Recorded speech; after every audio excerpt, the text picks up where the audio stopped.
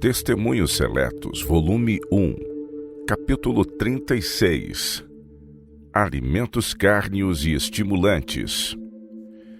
Prezados irmão e irmã H, recordei vossas fisionomias como se achando entre várias que tenho visto e que necessitam de uma obra em seu favor antes de poderem ser santificados pela verdade. Abraçastes a verdade por reconhecer que era a verdade. Ela, porém, ainda não tomou posse de vós. Não avaliaste sua santificadora influência na vida. Vossa vereda foi iluminada com relação à reforma pró-saúde e ao dever que repousa sobre o povo de Deus nestes últimos dias de exercer temperança em tudo. Vi que vos encontráveis entre aqueles que ficariam para trás quanto a vos convencer e a corrigir vossa maneira de comer, beber e trabalhar. À medida que a luz da verdade for aceita e seguida, operará inteira reforma na vida e no caráter de todos os que forem santificados por ela. Irmã H tem um sangue corrompido. Seu organismo está cheio de humores escrofulosos provenientes do alimento cárneo. O uso de carne de porco em sua família comunicou má qualidade de sangue. A irmã H precisa limitar-se estritamente a um regime de cereais, frutas e verduras cozidos sem carne ou gordura de qualquer espécie. Levará bastante tempo de um regime alimentar estritamente saudável para pô-la em melhores condições de saúde em que se possa relacionar devidamente com a vida. Impossível é aos que usam carne em abundância ter um cérebro desanuviado, um ativo intelecto. Aconselhamo-la a mudar seus hábitos de vida, fazendo isso, porém, sabiamente. Conheço famílias que mudaram seu regime cárneo para um regime pobre. Seu alimento é tão deficientemente preparado que o estômago o aborrece.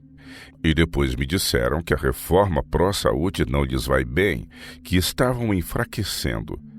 Aí está uma razão por que alguns não foram bem-sucedidos em seus esforços para simplificar a comida. Usam um regime sem nutrição. A comida é preparada sem capricho e comem continuamente a mesma coisa.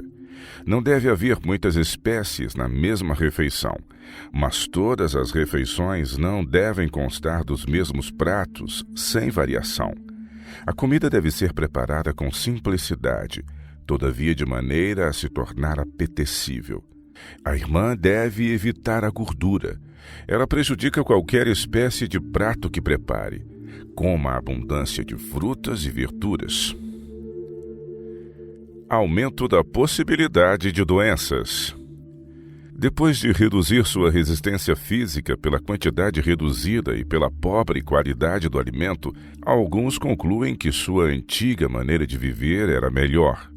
O organismo precisa ser nutrido. Não obstante, não hesitamos em dizer que o alimento cárneo não é necessário para a saúde e vigor.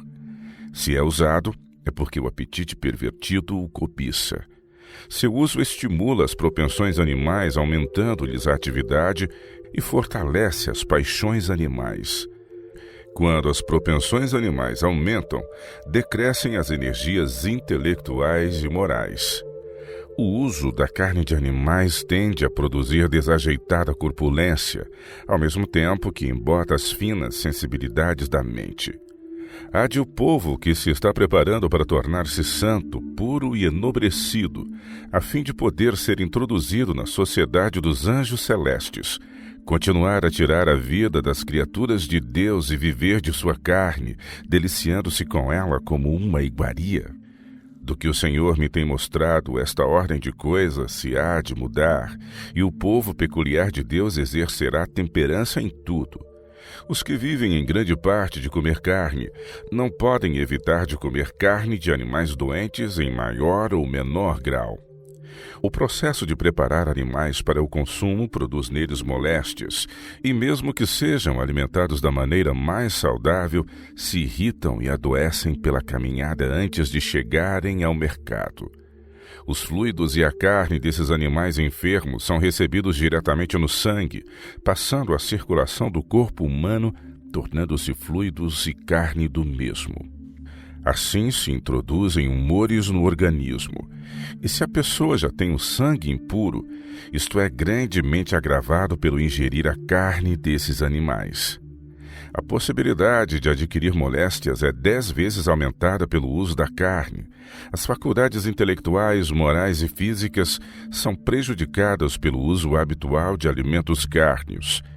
Esse uso desarranja o organismo, obscurece o intelecto e embota sensibilidades morais. Dizemo-vos, prezado irmão e irmã, o caminho mais seguro para vós é deixar de lado a carne. Chá e café.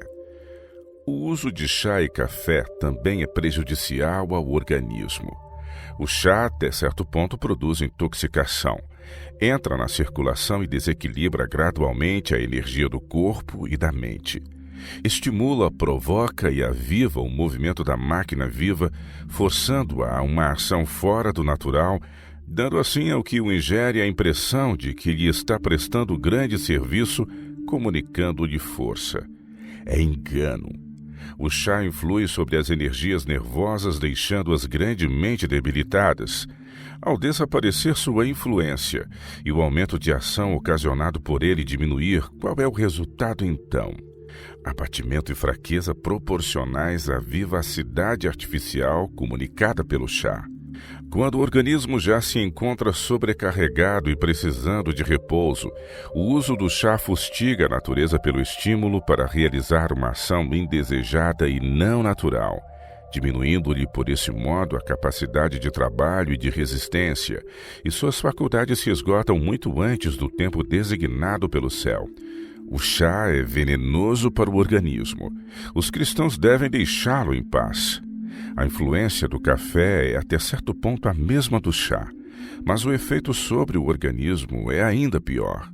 Sua influência é estimulante e, justo na medida em que ele eleva acima do normal, também deprime na mesma proporção. Os bebedores de chá e de café apresentam no rosto seus vestígios. A pele torna-se pálida, tomando um aspecto sem vida. Não se lhes vê no semblante o brilho da saúde. O chá e o café não nutrem o organismo. O alívio deles obtido é súbito, antes de o estômago ter tempo de os digerir. Isso indica que os estimulantes considerados pelos adeptos como energia são recebidos unicamente mediante estímulo dos nervos estomacais, que transmitem a irritação ao cérebro, o qual é por sua vez despertado para comunicar acrescida atividade ao coração e passageira energia a todo o organismo. Tudo isso é falso vigor que nos deixa pior. Eles não comunicam uma partícula de energia natural. Outro efeito de tomar chá é dor de cabeça, insônia, palpitação do coração, indigestão, tremor dos nervos e muitos outros males.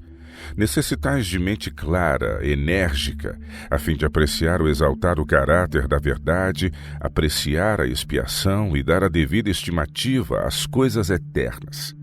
Se segues uma errônea direção e condescendeis com errados hábitos no regime alimentar, enfraquecendo assim as energias mentais, não dareis a salvação e a vida eterna aquele alto preço que vos inspirará a pôr a vida em conformidade com a vida de Cristo. Não fareis para obter inteira conformidade com a vontade de Deus aqueles diligentes, abnegados esforços que são requeridos por sua palavra e necessários para dar-vos o preparo moral para o último toque da imortalidade.